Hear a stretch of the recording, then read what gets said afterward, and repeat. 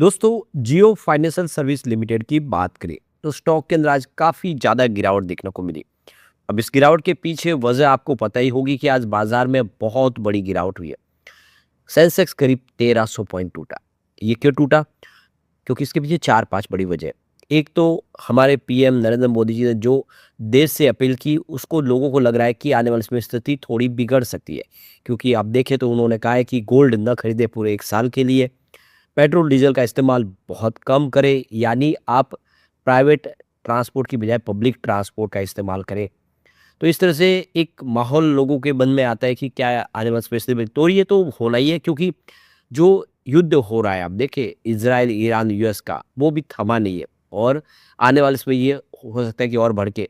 तो जो हमारा पेट्रोल डीजल हम इंपोर्ट करते हैं, वो पूरा का पूरा बाहर से आता है और इससे स्थिति बिगड़ सकती है, प्राइस बहुत ज़्यादा बढ़ सकती है, एफआई का बाजार से पैसा भी निकला। तो ये सारी बातों ने बाजार को कमज़ोर किया। इसके बीच में जियो आईपीओ को लेकर भी चौंकाने वाली खबर निकल के आ रही है। क्या है वो अपडेट, उसको भी जानेंगे। और जो म्यूचुअल फंड है उन्होंने यहाँ पे पूरी की पूरी स्टेक अपनी बेची जियो में। फाइनेंशियल सर्विस में से क्यों निकले उसको भी समझेंगे। और आने वाले समय क्या जियो फाइनेंशियल जिसने बिजनेस को लेकर बहुत अच्छी रणनीति बनाई है, क्या ये बेहतर करेगा, समझेंगे इस वीडियो के माध्यम से। लेकिन फ्रेंड्स, उससे पहले अगर आप पहली बार हमारे चैनल पे आए तो चैनल को सब्सक्राइब कर दीजिए, एक बेल आइकॉन दबा दीजिए ताकि जब भी नया वीडियो बने पहला नोटिफिकेशन आपको मिले। वीडियो पसंद आए तो लाइक शेयर जरूर कीजिए। चलो फ्रेंड्स, वीडियो स्टार्ट करते हैं। मैं हूँ आपका दोस्त एस बी दवे और हमारे अपने चैनल ऑनलाइन कमाई में आपका बहुत बहुत स्वागत है। सबसे पहले जियो फाइनेंशियल सर्विस लिमिटेड के कारोबार की बात करें, 239 पर क्लोजिंग थी। 3.81% यानी लगभग 4% की गिरावट देखने को मिली। तो 249 पर क्लोजिंग थी फ्राइडे को और शुरुआत हुई 246 पर कमजोरी के साथ और यही दिन भर का हाई भी बना। देखिए, इससे आगे स्टॉक बढ़ नहीं पाया क्योंकि सुबह से बाजार कमजोर था, जिसकी वजह से इसने 239 का लो बना दिया। तो 223 का लो बना हुआ है। अभी आप देखें पिछले दिनों हाई 338 का है और अपने 52 वीक के हाई से लगभग 100 रुपीज़ स्टॉक नीचे आ गया है। तो ये जो 100 रुपीज़ डिस्काउंट में स्टॉक आ गया, तो इसके पीछे वजह ये भी है कि बाजार में भी करीब 10,000 पॉइंट की गिरावट ऑलरेडी ऊपर के लेवल से हो चुकी है। तो इसका असर भी देखने वाला, जिसकी वजह से ये 100 रुपये डिस्काउंट में इस समय जियो फाइनेंस का स्टॉक आपको दिखाई देगा 52 वीक की हाई के हिसाब से। अब यहाँ पे जो बड़ी अपडेट निकल के आ रही है, जियो का जो आईपीओ आने जा रहा है उसको लेकर एक बड़ा पेच फंस गया है। कीमत को लेकर प्रमोटर और इन्वेस्टर के बीच में मतभेद पैदा हो गए। तो रिलायंस इंडस्ट्रीज के जो ओनर है मुकेश अंबानी, वो चाहते हैं कि इसकी जो प्राइस बैंड है वो कम रखी जाए, जबकि जो इसके इन्वेस्टर है वो प्राइस बैंड ज़्यादा चाहते हैं। और आप देख सकते हो इसी को लेकर ये पूरा का पूरा मतभेद पैदा हो गया है। तो देख सकते हो कि अब आईपीओ तो आएगा, लेकिन जो पहले ओएफएस आने वाला था उसकी जगह पे अब फ्रेश इशू होगा।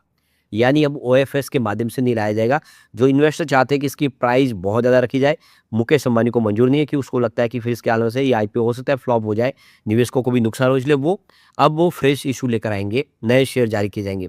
यानी जो नए आईपीओ के जरिए जो निवेशक है वो शेयर नहीं बेच रहे हैं यहाँ पे, जिनके पास भी जो इन्वेस्टर उनके पास शेयर है वो नहीं रहेंगे।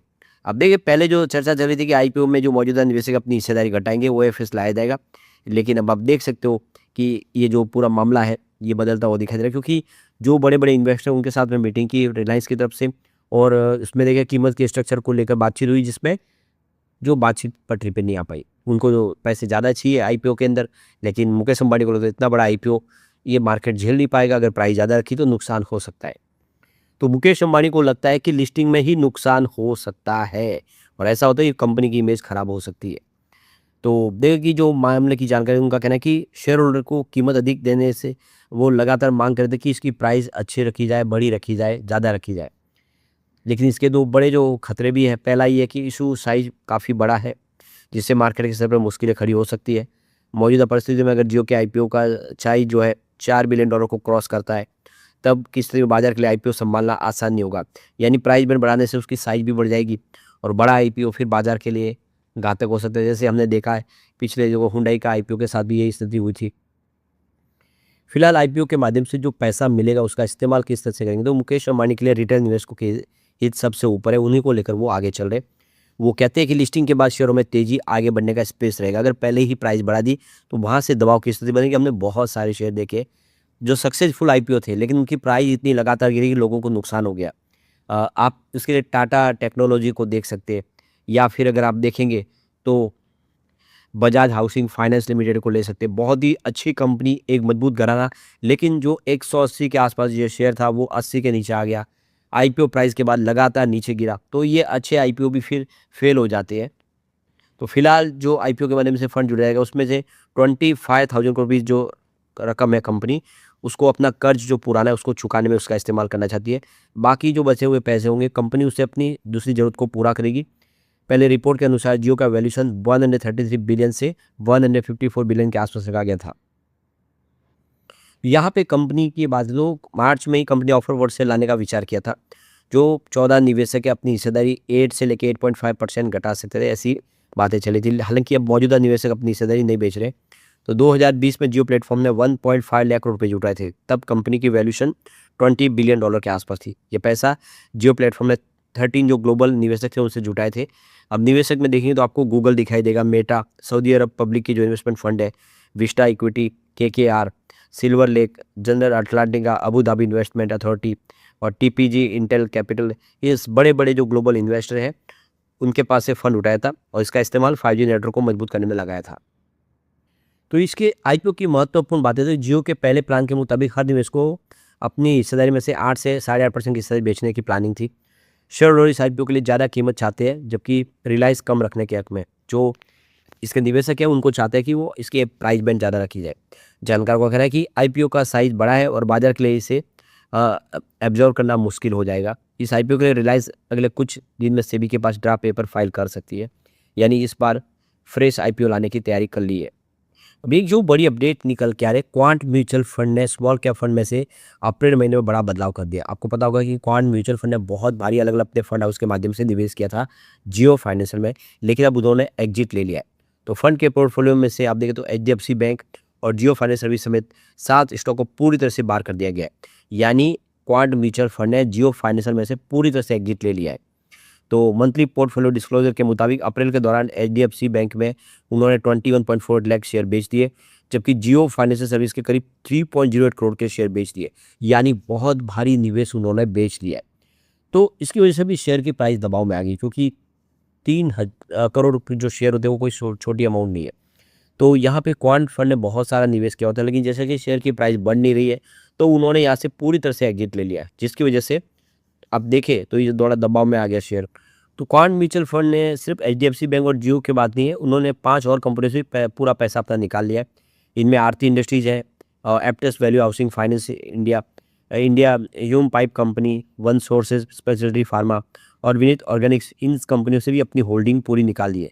फंड ने आरती में से 41.74 लाख शेयर बेचे, वही एप्टेस वैल्यू हाउसिंग में 36.49 लाख शेयर बेचे और ह्यूम पाइप के अंदर से 7.69 लाख शेयर बेचे। वन सोर्स में भी 1 लाख शेयर की बिकवाली की है और विनीति ऑर्गेनिक्स में 3.62 लाख शेयर बेचे। अब इसमें गौर करने वाली बात है कि जो सबसे बड़ी हिस्सेदारी बेची है वो इन्होंने जियो फाइनेंस में ही बेची है, करीब 3 करोड़ के ऊपर शेयर बेचे। दूसरी कंपनियों के मुकाबले बहुत ज़्यादा ये शेयर थे इनके पास, लेकिन अब उन्होंने अपनी हिस्सेदारी, तो हर किसी फंड हाउस की अपनी एक रणनीति होती है जिसके तहत उन्होंने काम किया है। लेकिन फ्यूचर तो ब्राइट है, ये बात तो क्लियर है। कंपनी जिस तरह से एक के बाद एक गेम चेंजर बिजनेस शुरू कर रही है, आने वाले उसमें जियो फाइनेंशियल कमाल करेगा, लेकिन उसके लिए धैर्य के साथ बने रहना होगा। अगर कोई चाहेगा कि आने वाले कुछ दिनों में फ़ायदा होगा, ऐसा नहीं है। बिजनेस शुरू है, उसका बेनिफिट देखने को मिलेगा समय के साथ। बाजार का भी साथ मिलना चाहिए। बाजार में गिरावट होगी तो कोई शेयर नहीं बढ़ पाएगा, तो ये भी हमें रणनीति देखनी चाहिए। लेकिन आने वर्ष में लॉन्ग टर्म नजरिया इसका बहुत अच्छा दिखाई दे रहा है। लेकिन फ्रेंड्स, कोई भी इन्वेस्टमेंट करने से पहले अपने फाइनेंशियल एडवाइजर से एडवाइस ले ले या अपना खुद का रिसर्च करें, क्योंकि मैंने वीडियो आपके एजुकेशनल पर्पज़ के लिए ही बनाया। वीडियो पसंद आए तो लाइक से जरूर कीजिए और चैनल को सब्सक्राइब कर दीजिए। Thank you friends.